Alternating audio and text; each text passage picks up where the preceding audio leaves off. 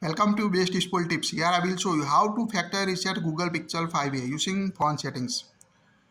Swipe up, tap on a settings, scroll down,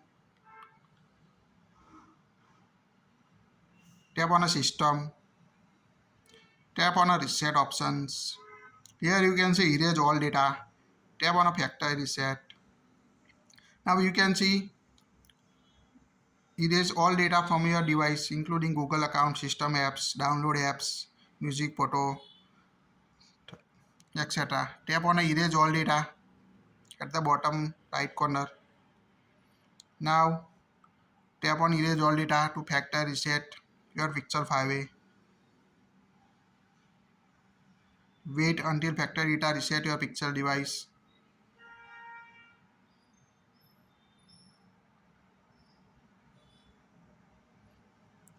Now you can see completely erasing your data on your Pixel device.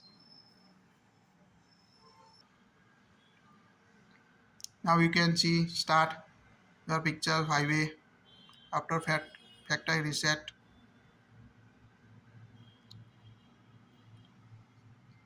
That's it. Please like it, share it, and don't forget to subscribe to get latest tips.